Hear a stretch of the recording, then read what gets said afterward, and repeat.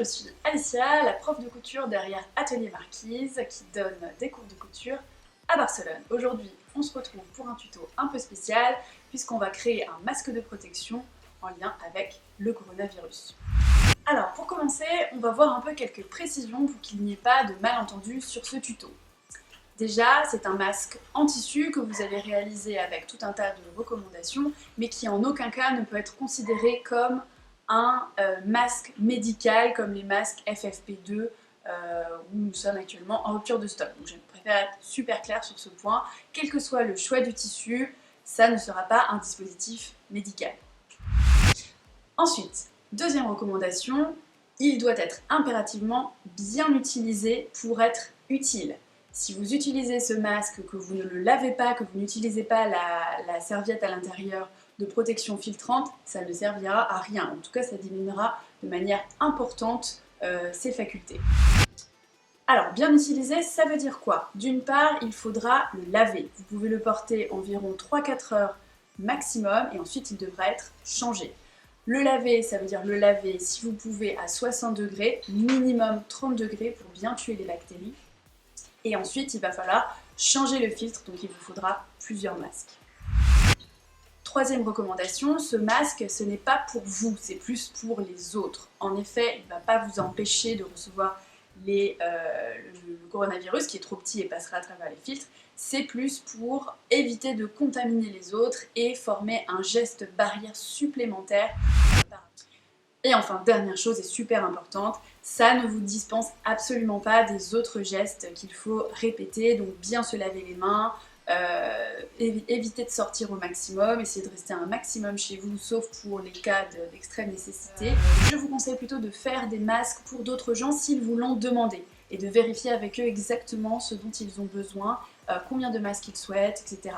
Ne pas vous lancer, d'envoyer dans le vide comme ça des choses que vous ne seriez pas sûr que ce soit utilisé. Gardez votre temps pour faire autre chose si ce n'est pas ça qui est vous.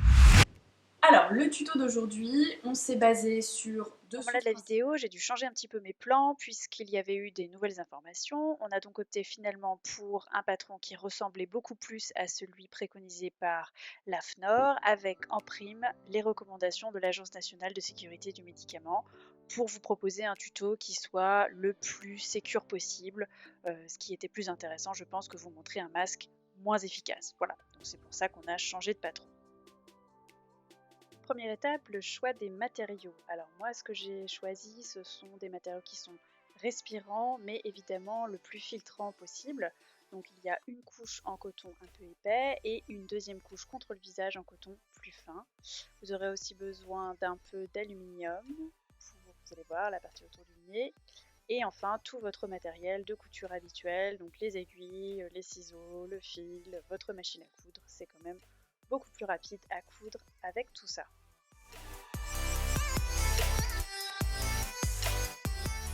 On commence par positionner le tissu avec le patron par-dessus afin de pouvoir le disposer et le couper à la bonne taille. Vous avez vraiment besoin de très peu de tissu pour réaliser ce masque. Alors je vous mettrai bien sûr les dimensions et les informations sur le patron sous cette vidéo dans les commentaires.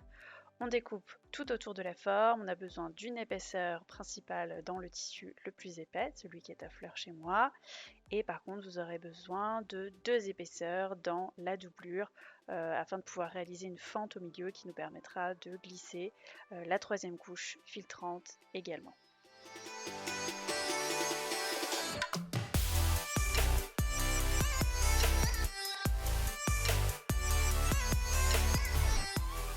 On vient cranter les 2 repères qui nous permettront de ne pas venir coudre au milieu de cette couture pour avoir de l'espace pour glisser la petite serviette qui va servir de filtre.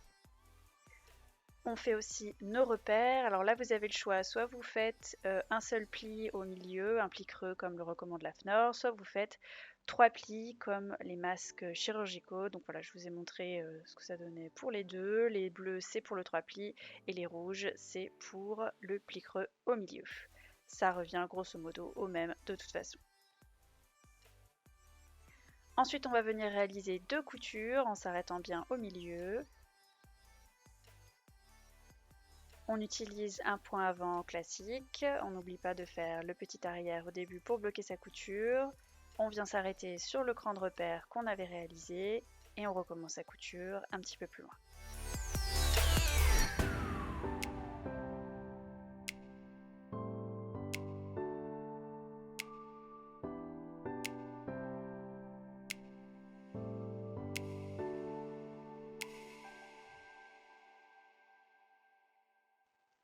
On va venir ensuite écarter sa couture au fer en mettant pas mal de vapeur de façon à avoir quelque chose de bien net et bien plat qui ne vient pas gêner une fois qu'on va porter le masque.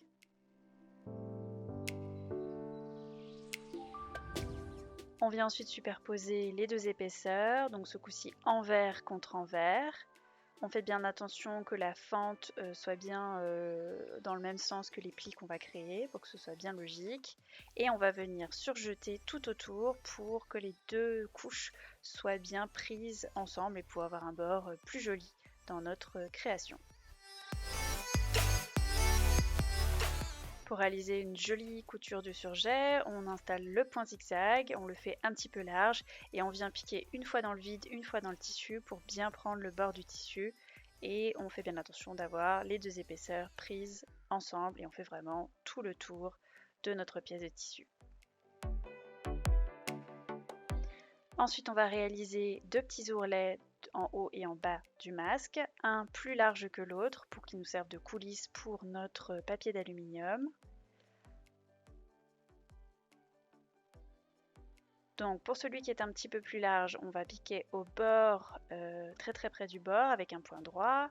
Et ensuite on vient piquer de l'autre côté, au milieu, au bord, où vous pouvez, pour réaliser un ourlet bien clean. On passe ensuite à la réalisation des petits plis. Donc là encore vous avez le choix, moi j'ai choisi les 3 plis médicaux qui me paraissaient plus faciles à réaliser et plus confortables ensuite à porter.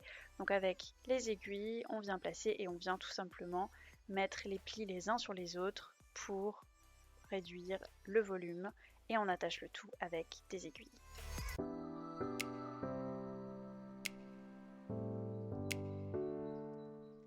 Voilà ce que ça va donner une fois que vous aurez fini. Donc on a les plis qui commencent à se former et ensuite on va pouvoir venir les fixer avec la machine à coudre.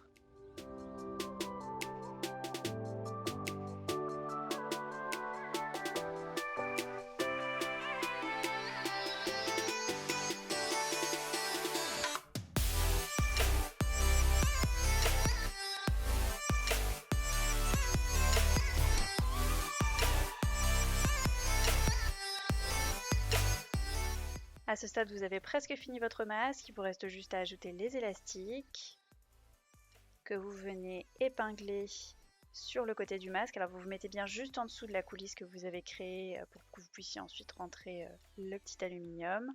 Et vous venez mettre de chaque côté, vous ferez la même chose des deux côtés pour avoir des anses pour le mettre derrière vos oreilles. Alors ici, mettez-vous du côté où vous êtes le plus confortable pour coudre, sachant que c'est assez petit. On va reprendre un point zigzag pour que ça tienne bien et on n'hésite pas à faire plusieurs allers-retours.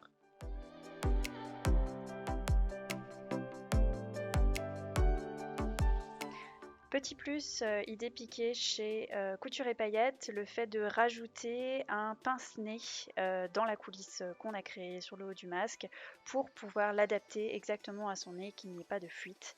Donc tout simplement vous roulez du papier d'aluminium en plusieurs fois pour avoir quelque chose d'assez rigide et d'assez fin que vous pourrez modeler autour de votre nez. Ensuite, on vient finaliser, donc on vient installer la serviette filtrante à l'intérieur. Donc je vous mettrai tout ce que vous pouvez utiliser dans les commentaires. On la met bien à plat pour qu'elle soit bien sur l'intégralité du masque. Voilà, et ensuite on vient installer ce qu'on avait déjà préparé, c'est-à-dire la petite en forme, on va dire en aluminium.